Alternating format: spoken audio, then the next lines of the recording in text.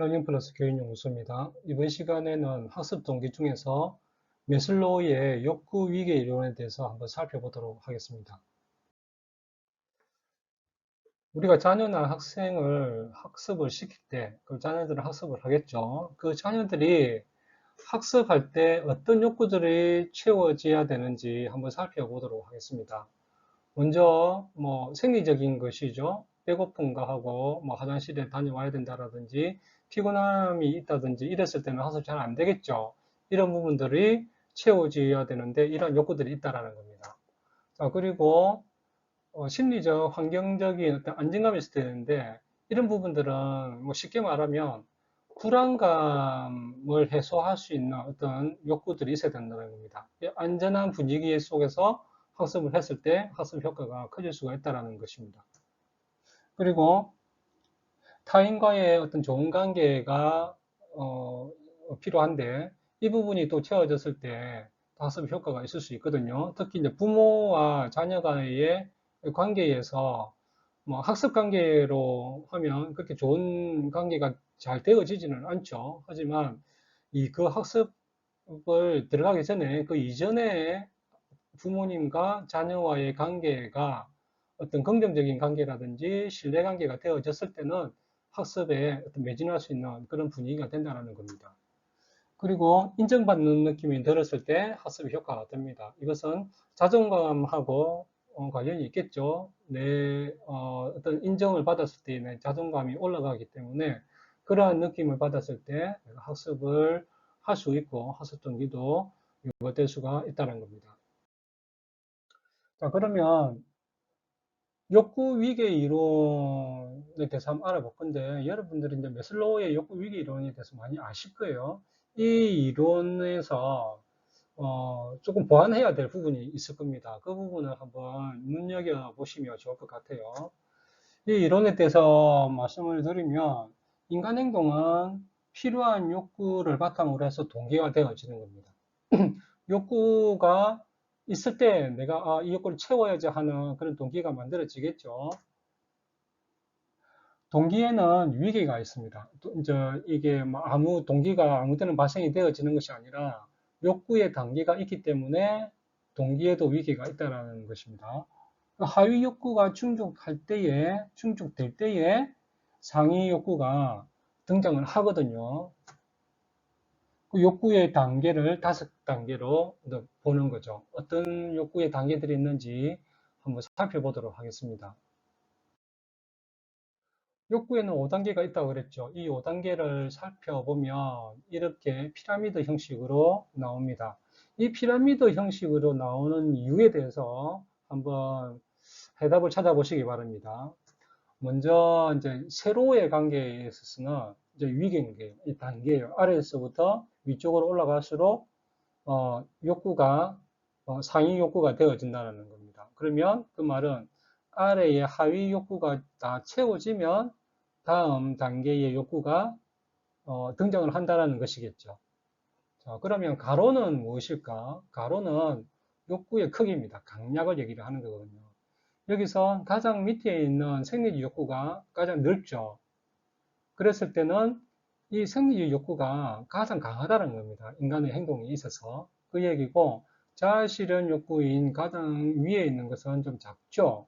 예, 이것은 조금 이제 넓이가 작기 때문에 이 욕구를 느끼는 것이 많은 사람들에게 나타나지는 않겠죠.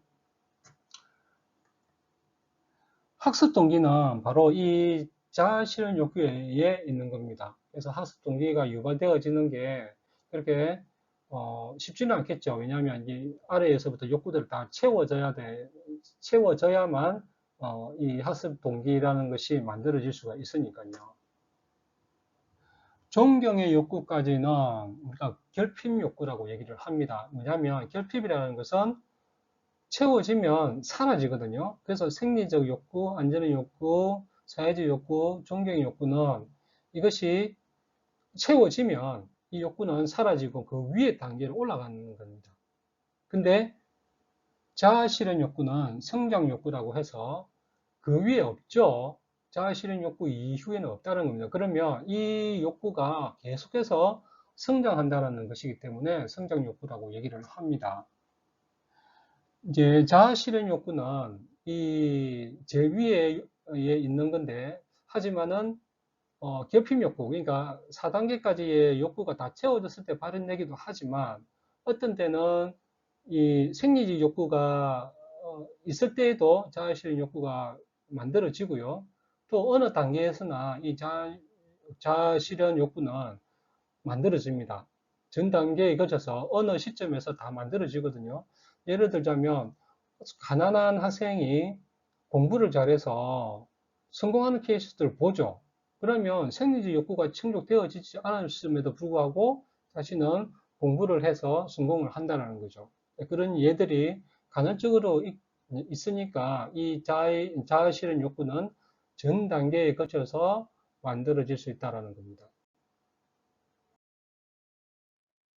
그러면 학습 동기 유발을 위해서 어떤 방법들이 있는지 한번 살펴보도록 할게요. 메슬로우의 욕구 위계 이론을 근거로 해서 말씀을 드리면, 제일 먼저 생리적 욕구입니다. 생리적 욕구를 충족시키면 학습 동기가 유발이 되어지겠죠.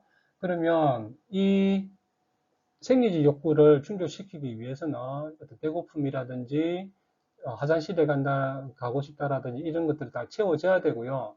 충분한 휴식, 잠을 잔다거나 휴식을 한다거나, 그리고 개인적인 활동, 움직이고 활동하고 이러는 것들이 충분하게 채워지게 되면 학습 동기가 유발될 수가 있는 것으로 생각하시면 좋을 것 같고요. 그 다음에 안전의 욕구입니다. 안전의 욕구는 질서가 유지가 되어지고요. 그리고 예측 가능한 그런 분위기 속에서는 이 욕구가 충족되어집니다. 이 질서 유지라는 것은 언제나 질서가 유지기 때문에 일관성이 있겠죠. 그 얘기고, 예측 가능하다라는 것은 내가 앞에서 설명을 좀 드렸지만, 내가 어저께는 어떤 A라는 행동을 했어요. 그 결과가 칭찬으로 되었지만 오늘 똑같은 행동을 했음에도 불구하고 내가 비난을 받거나 벌을 받은 거예요.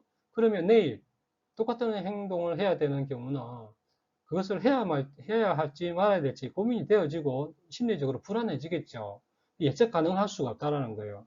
그런 것처럼 이런 욕구를 채워주기 위해서는 예측 가능했을 때 내가 심리적으로 불안하지 않고, 그러한 체계 속에서 질서가 유지되고 일관성이 있어야 이 욕구들이 채워줄 수가 있다는 겁니다.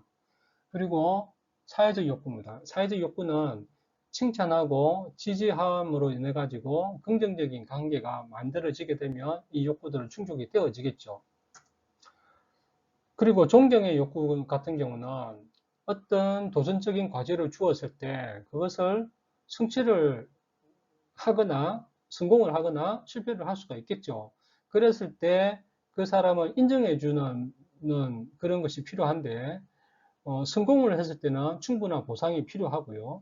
만약에 실패를 했을 경우도 충분하게 이제 그 과정에서 드러나는 그 사람의 장점이나 강점들을 격려해 주었을 때 이 사람은 자신을 가치 있게 생각을 하고 인정을 받고 있구나라는 어떤 그런 생각에 자존감이 올라갑니다. 그렇기 때문에 이 존경의 욕구는 인정의 욕구라고도 얘기도 하고 자존감의 욕구라고도 얘기를 합니다. 오늘의 럼플 포인트입니다. 어떤 욕구가 결핍되어 있는지 먼저 파악을 하는 게 중요하겠죠. 그랬을 때 파악된 욕구에 대해서 채워줄 수 있는 방법들을 활용하면 좋을 것 같고요.